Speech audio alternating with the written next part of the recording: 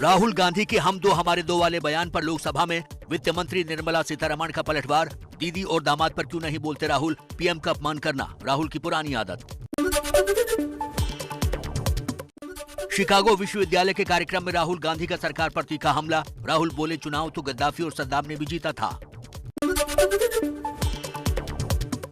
इस्तीफे के बाद एबीपी न्यूज से एक्सक्लूसिव बातचीत में बोले दिनेश त्रिवेदी। बोले आत्मा की आवाज सुनकर इस्तीफा दिया, कई दिनों से टीएमसी छोड़ना चाहता था।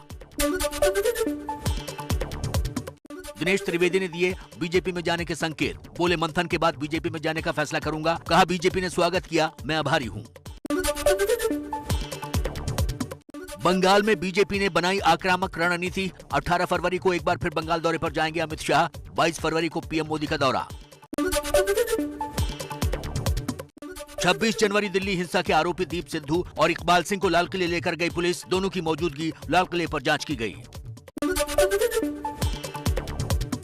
अमेरिकी अखबार वॉल स्ट्रीट जर्नल ने की पीएम मोदी की वैक्सीन मैत्री वाली कूटनीति की तारीफ। अखबार ने लिखा भारत ने जितनी वैक्सीन अपने लोगों को दी उससे 3 गुना ज्यादा दुनिया को दी।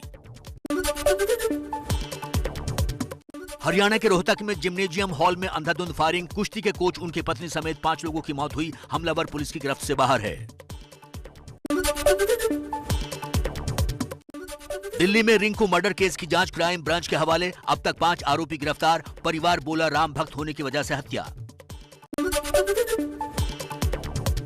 रिंकू मर्डर केस में बजरंग दल का नया प्लान। बजरंग दल ने कल 25,000 जगहों पर श्रद्धांजलि सभा आयोजन करने का ऐलान किया।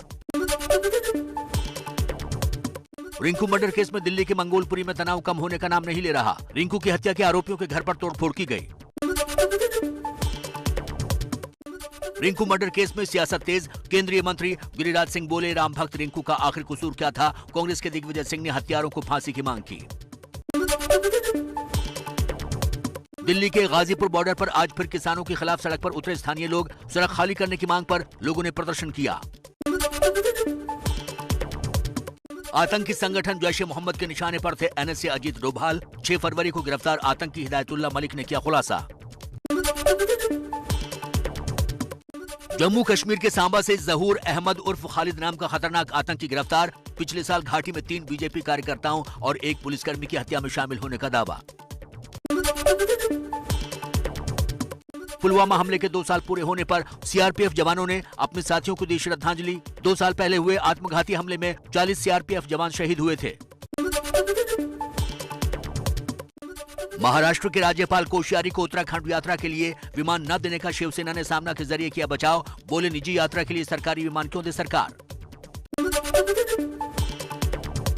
पीएम मोदी द्वारा सम्मानित बहादुर बच्चों से मिले सीएम योगी। योगी ने भी बच्चों को सम्मानित किया।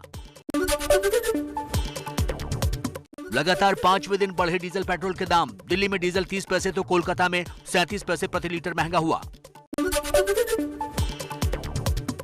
यूपी में कोहरा बना जानलेवा। लखनऊ आगरा एक्सप्रेस पर कार और ट्रक की टक्कर में 6 लोगों की मौत हुई। यमुना एक्सप्रेसवे पर भिड़ी 10 गाड़ियां।